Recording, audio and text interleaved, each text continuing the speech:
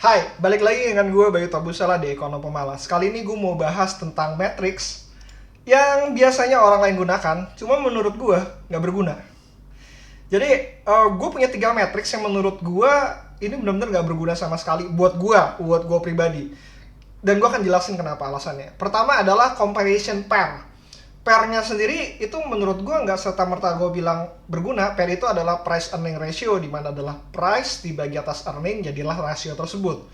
Tapi gue nggak suka dengan comparison pair. Comparison pair itu kayak gimana? Kayak misalkan lu bandingin satu industri, let's say kayak tambang.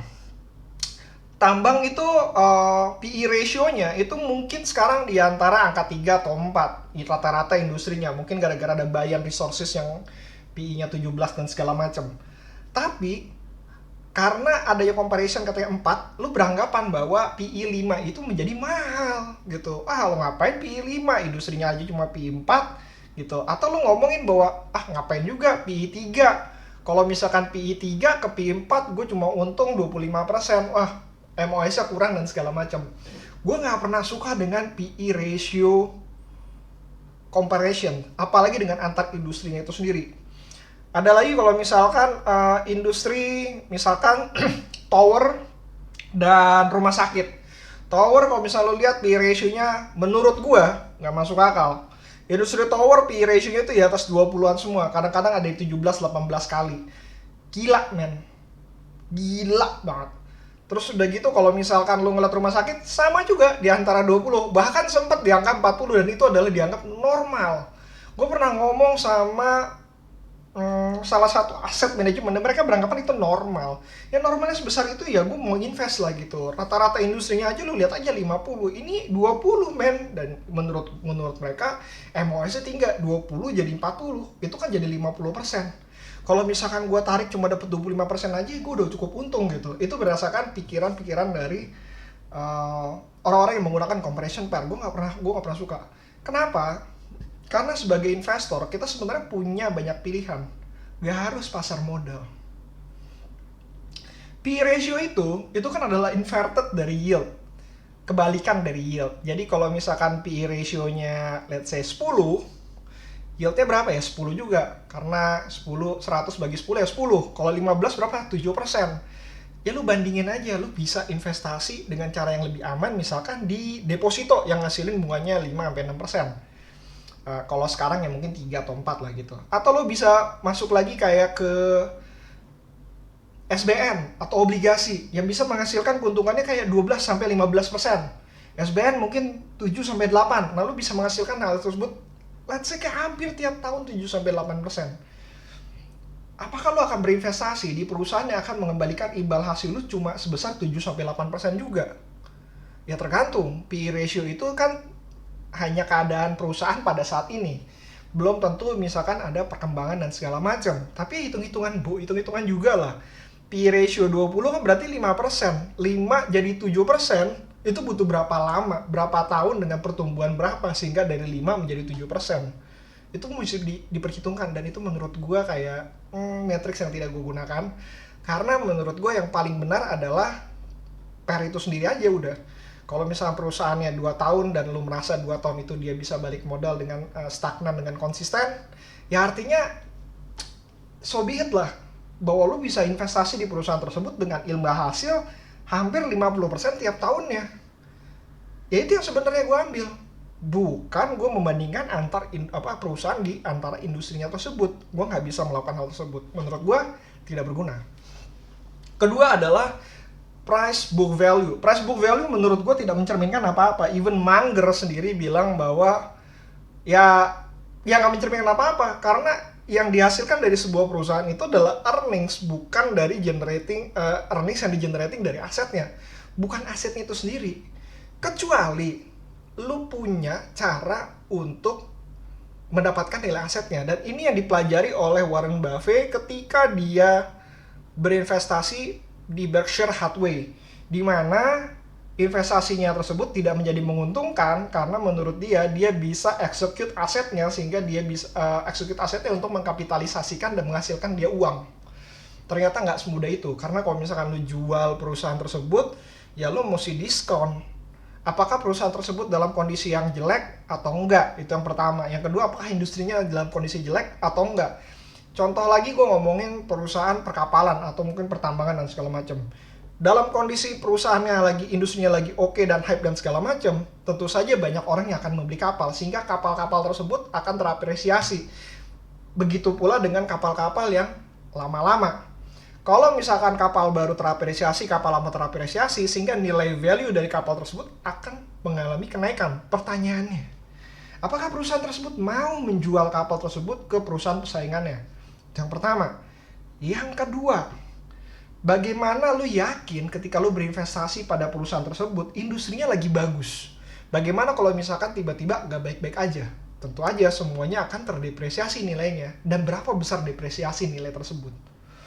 Misalkan kalau misalkan perusahaan tidak bagus, perusahaannya akan menjual 50% dari nilai asetnya. Dan tentu saja karena ini perusahaannya mau bangkrut dan segala macam, lu mesti jual lepas dari 50% itu. Karena lu mesti jual lepas, ya lu mesti courting lagi. Dan seberapa besar, dan itu hitung-hitungannya ribut banget.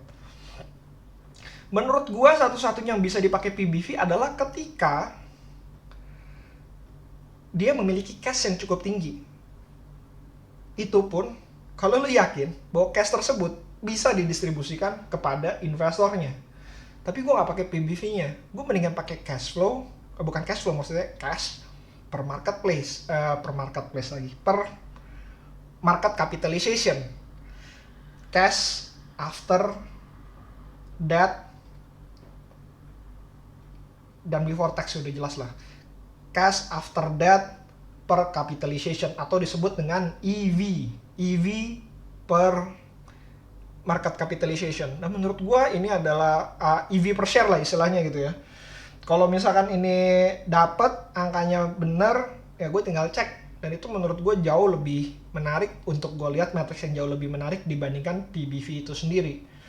Nah, ada lagi misalkan contoh kalau misalkan perusahaan memiliki alokasi tanah. Dan kalau misalkan lo lihat, hampir banyak, kalau banyak banget orang-orang pengen investasi di properti.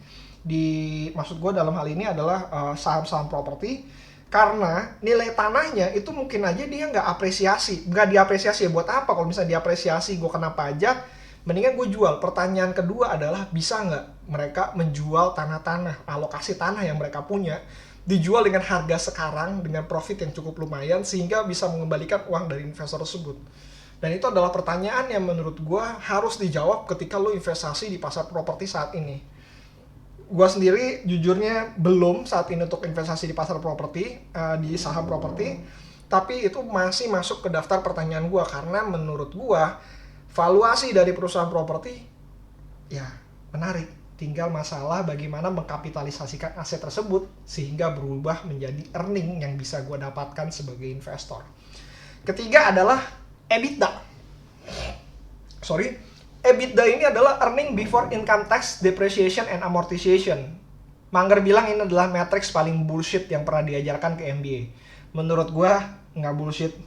Dia bilang bullshit karena dia sebagai investor saham. Sedangkan gue, pekerjaan gue banyak banget bersinggungan dengan yang namanya investasi pada debt market atau pasar obligasi. Matriks ini jauh lebih berguna dibanding dengan matriks yang lain. Kenapa? Karena gue bisa tahu berapa banyak yang di-generate oleh perusahaan tersebut atau proxy dari cash flow itu sendiri, tentu saja setelah dikurangi dengan aset-aset yang lain, untuk membayar debt dari company tersebut. Nah, gue bener-bener benci banget ketika EBITDA ini digunakan untuk perusahaan-perusahaan yang berhubungan dengan construction sama energi. Kenapa? Karena PE ratio-nya lebih nggak masuk akal lagi, sehingga mereka menggunakan EBITDA. Kalau misalkan EBITDA per pengembalian apa ya, gue lupa ya namanya. Return to EBITDA lah misalkan. Ya, dia 11 kali. PE ratio-nya berapa? 23. Lu pikir kalau misalkan lu menggunakan EBITDA, gue bisa membalikan uang tersebut jadi 11 tahun. Gue nggak perlu lagi yang namanya investasi pada perusahaan tersebut. Tentu aja enggak dong. Nah, yang lu mesti tahu adalah bagaimana industri tersebut bergerak. Kalau industri itu bergerak, misalkan investasi di awal sekali saja, habis itu gue nggak butuh investasi, gue cuma butuh pengembangan sistem, atau gue cuma butuh service cost doang dan segala macam. It's okay lu menggunakan EBITDA karena menurut gua itu bisa menjadi matriks yang hampir sama dengan cash flow atau misalkan bisa mencerminkan dari sisi perusahaan itu sendiri. Tapi tetap aja yang namanya tax atau pajak ya lu wajib bayar. Kalau lu nggak bayar pajak ya lu dibredel sama negara, mau gimana enggak gitu kan. Bagaimana dengan amortisasi? Amortisasi menurut gue satu-satunya yang mungkin nggak perlu dibayarkan ya, karena amortisasi benar-benar barang yang benar-benar menghilang. Misalkan contoh amortisasi itu adalah selisih dari pembelian, harga pembelian, atau misalkan brand cost dan segala macam. Nah itu bisa diamortisasi, emang dia menghilang, nggak perlu diperpanjang lagi gitu. In the end, kembali lagi dari industrinya, apakah dia berinvestasi sekali doang? Kalau misalnya sekali doang, ya lu bisa omit that depreciation. Kalau misalkan enggak, kayak misalkan lu mesti replace sistem dan segala macam, ya wajib masukin lagi, add back lagi tuh depresiasi. Cash flow from investasi belum bisa mencerminkan, cash flow from operations belum bisa mencerminkan reinvestment dari perusahaan tersebut, dan lu mesti memikirkan seberapa besar reinvestment dari perusahaan tersebut. Nah, matriks yang gue suka apa menggantikan dari EBITDA ini? EV per cash flow. EV per cash flow menurut gue jauh lebih menarik dibanding EBITDA itu sendiri. EV per EBITDA menurut gue kayak ngaco lah. Cash flow itu bisa gue biarkan adalah EBITDA itu sendiri. Tapi cash flow aja tadi seperti yang gue bilang from operation ya, belum tentu bisa mencerminkan sisi perusahaan tersebut. Lu benar-benar harus menambahkan add back lagi depresiasinya, atau lu bisa estimate service cost yang harus mereka lakukan. Intinya adalah cash flow itu murni belum tentu bisa mendapat masuk ke dalam diri lu sendiri, kecuali dia benar-benar untuk jangka waktu yang cukup lama. Misalkan dia baru investasi tahun lalu, mungkin 20 tahun lagi baru investasi lagi, ya udahlah pakai matriks itu aja lah. Itu jauh lebih gampang untuk lu dapetin. Ya investasi nggak perlu ribet-ribet amat lah, nggak perlu langsung pas, nggak perlu langsung fix. Yang penting lo tahu bagaimana industri itu bekerja dan bagaimana sebenarnya adalah lo menangani resiko ketika resiko itu terjadi. That's it. So that's it dari gue untuk hari ini. Kalau misalnya ada pertanyaan, lo bisa Instagram gue di @bayutabusala, DM aja, gue pasti akan balas. More to come. Gue lagi pengen bikin beberapa yang oke banget. Let's say kalau misalkan lo masih ini juga mau lebih private, bisa ke email gue di bayutabusala@gmail.com. See you again next time. Bye.